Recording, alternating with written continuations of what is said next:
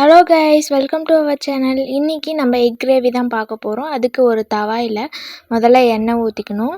எண்ணெய் ஊற்றி எண்ணெய் நல்லா காயறதுக்குள்ளே நம்ம அதுக்கான இந்த ஸ்பைசஸ்லாம் இருக்குல்ல, பட்டை, ஏலக்காய், லவங்கம் அதெல்லாம் எடுத்து சோம்பு கொஞ்சம் ஆட் பண்ணிக்கணும். போட்டு நல்லா ஃப்ரை பண்ணி எடுத்துக்கணும். கருவேப்பிலை போட்டு அதையும் நல்லா கரண்டி விட்டு பண்ணிக்கோங்க. அதுக்கப்புறமா 2 பச்சை மிளகா, அதுக்கப்புறமா இஞ்சி பூண்டு பேஸ்ட்டு நான் எல்லாத்தையும் ஒன்றாவே சேர்த்து வதக்கிட்டு, அதுக்கப்புறமா சின்ன சின்னதாக நறுக்கி வச்ச வெங்காயம் குட்டி குட்டியாக பீசஸ் போட்டது நல்லா சாப் பண்ணிவிட்டு நல்லா அதையும் பொன்னிறமாக வறுத்து எடுத்துக்கணும். நல்லா பொன்னிறமாக வந்த பின்னாடி கொஞ்சமாக உப்பு சேர்த்துக்கோங்க. ஏன்னா சீக்கிரம் வதங்கணும்னு நினச்சிங்கன்னா கொஞ்சம் சீக்கிரமாகவே உப்பு போட்டுக்கோங்க. அதுக்கப்புறம் நம்ம நல்லா அதை வதக்கி நல்லா இந்த மாதிரி பொன்னிறமாக வந்த பின்னாடி நம்ம என்ன பண்ண போகிறோம், தக்காளியை ஆட் பண்ணிக்கலாம். தக்காளியும் நான் சின்ன சின்னதாக பீசஸ் பண்ணி வச்சுருக்கேன். இங்கே நான் தக்காளி அரைக்காதே சேர்க்குறேன்.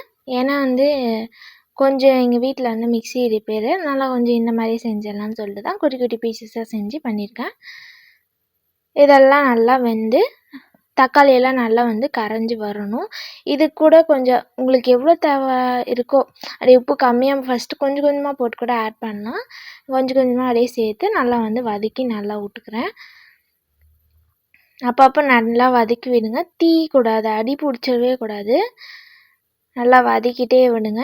அப்புறமா லைட்டாக கொஞ்சம் தண்ணி விட்டுக்கோங்க. அடி பிடிக்கிற மாதிரி இருந்தால் மட்டும் நீங்கள் தண்ணி ஊற்றுங்க. கொஞ்சம் நல்லா தண்ணி ஊற்றி நல்லா தக்காளியெல்லாம் தோல் தனியாக பிரிஞ்சு வரும் பாருங்கள், அந்த ஸ்டேஜ் வரையும் நல்லா கொதிக்க விட்டு நல்லா வதக்கி வச்சுருங்க. அதுக்கப்புறமா நம்மளுக்கு தேவையான அளவு உப்பு,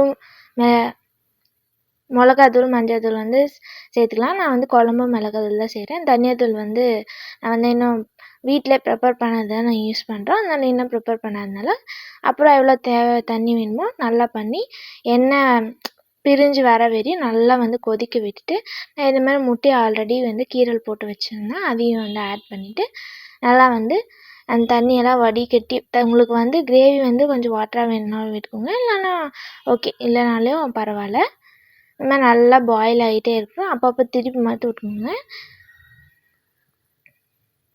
இப்போ சூப்பரான எக் கிரேவி ரெடி ஆகிடுச்சு.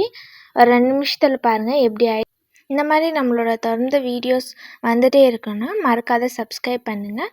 உங்களுக்கு தெரிஞ்ச ஃப்ரெண்ட்ஸ், ரிலேட்டிவ்ஸ் பற்றியும் இதை இந்த வீடியோ ஷேர் பண்ணுங்கள். தேங்க்யூ ஃபார் வாட்சிங்.